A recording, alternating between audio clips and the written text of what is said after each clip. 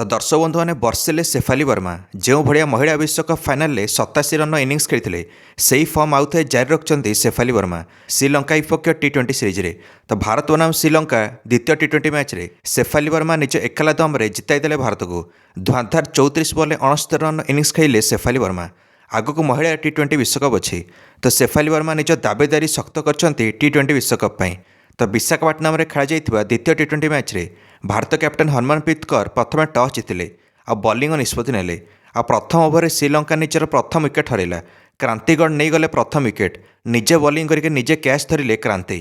भीष्मी गुणरत्ने को 1 run catch out करेले एणिकी क्रांतिगढ़। किंतु श्रीलंका कैप्टेन चामारी आटपटू आज खतरनाक सब्यस्त होते आ खाली छक्का चौका वर्षा करते।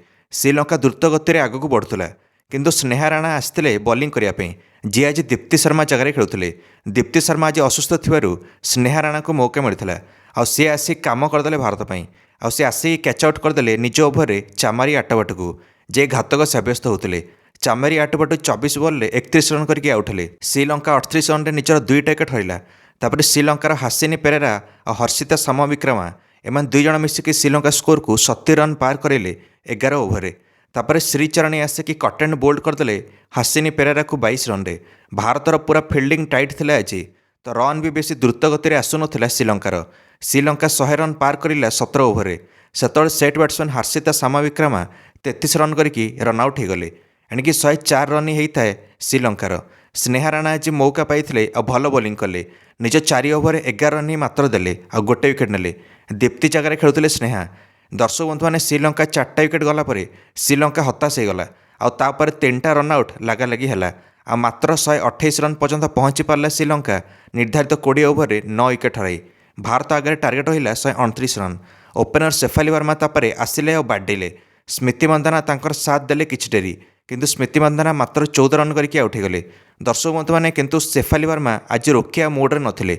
आज खाली रन वर्षा करें शेफाली वर्मा। खाली छक्का चौका वर्षा होता है शेफाली वर्मा को बैट्रु। भारत स्कोर 80 रन पार ही गला देखु देखु मात्र 7 ओभर। शेफाली वर्मा मात्र 20 बॉल 37 रन करते आ जेइमा रोड्रिक्स 13 बॉल 25 रन। जेइमा भी तगड़ा प्रहार करते। गत 19 बॉल 49 रन आसी जाइथिला भारत इनिंग्स रे। शेफाली वर्मा और जेइमांकर धुआंधार माड जोगु गत 19टा बॉल 17टा चौका 2टा छक्का सामिल थिला भारत इनिंग्स रे एणिकी 15 रन प्रति ओभर आसुला प्रत्येक ओभर। दर्शक बंधु मैंने 58 रन पार्टनरशिप हो गला दुई जनक भितर जेमिमा और शेफाली भितर मात्र 28 बॉल। यही समय जेइमा कैच आउट हो गले 26 रन करके किंतु शेफाली वर्मा माड जारी थाए। शेफाली वर्मा भारत स्कोर को 100 रन पार करदेले मात्र 10 ओभर और शेफाली वर्मा निजर 12तम टी20 50 रन भी संपन्न कले। कैप्टेन हरमनप्रीत कौर साथ देले शेफालींकर किछि डेरी किंतु से मात्र 10 रन ही करथिले। दर्शक बंधु मैंने तापर हरमनप्रीत कौर बोल्ड हो गले। शेष में शेफाली वर्मा नट आउट रहिले आ मैच मध्य जिताइले भारत को 7 विकेट रे। Shafali Verma 34 ball 69 run innings खेलिले। समुदाय 11टा चौका गोटे छक्का सामिल थिला यांक इनिंग्स रे से प्लेयर ऑफ द मैच मध्य मिला।